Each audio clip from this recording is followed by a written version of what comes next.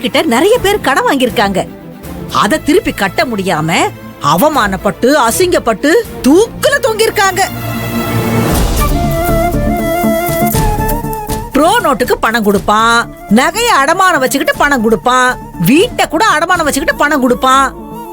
அவங்கிட்ட இந்த லோடு ஆட்டோவை நீ அடமானம் வச்சு பணம் வாங்கிருக்கியாமே, நான் கேள்விப்பட்டேன் தம்பி.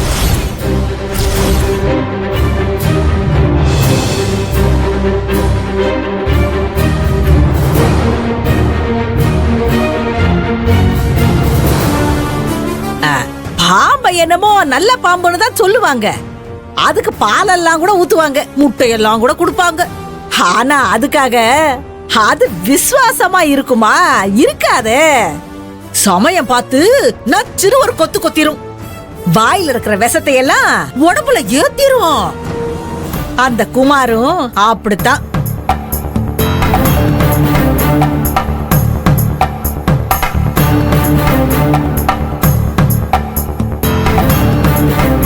நீங்க சொல்ற மாதிரி எந்த பிரச்சனையும் வராது, அதெல்லாம் நான் பாத்துக்கிறேன். சரி, அத சொல்ல வேண்டியது என் கடமை, நான் சொல்லிட்டேன். அதுக்கப்புறம் ஓன் தரமப்பா. நான் கிளம்புறப்ப வரேன். என்ன வரேன். சரிங்க அத்தை. வழி விடுமா.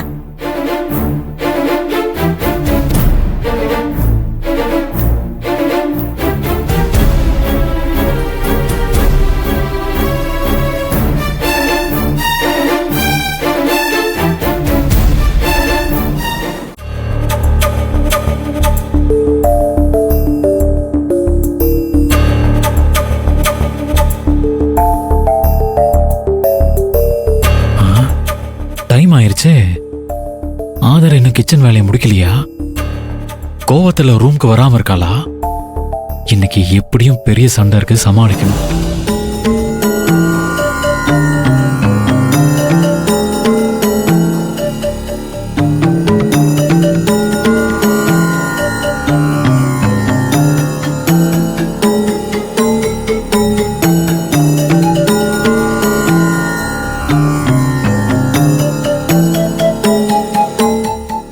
ஐயோ வரா.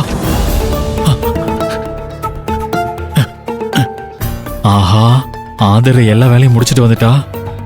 இனிமே அவ கேட்கிற கேள்விக்கு சரியான பதில சொன்னா போதும்.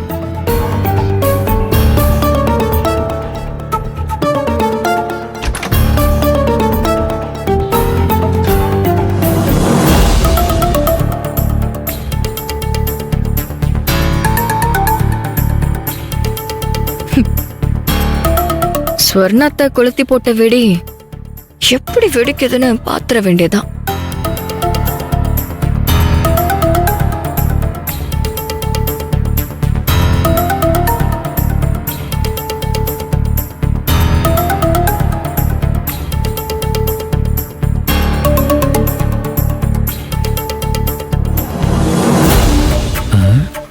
என்ன அவ எதுவுமே கேட்காம படுத்துட்டா?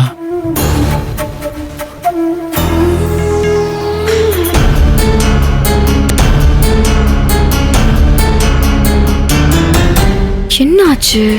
1000 வாலா மாதிரி சண்டை போடுவாங்கன்னு பார்த்தா ஒரு சவுண்டும் இல்லாம சைலண்டா இருக்கே.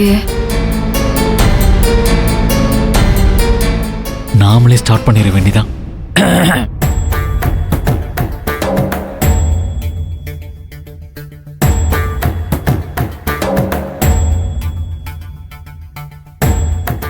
ஓஹோ, ஆதரை கம்மனு படுத்துட்டாளா? அதான் சண்டை வரல. நான் வண்டி எதுக்காக அடமானம் வச்சேன் தெரியுமா? சும்மா பணத்தை வாங்கி செலவு பண்றதுக்கு இல்ல. அன்னைக்கு நிச்சயதார்த்தத்துல மோதிரம் போட்டேன்ல, அந்த மோதிரம் வண்டி அடமானம் வச்ச பணத்துல வாங்கினது. பணத்துக்காக நிறைய இடத்துல ட்ரை பண்ணேன். சாமி கிட்ட கூட கேட்டு பார்த்தேன், எங்கேயும் பணம் புரட்ட முடியல.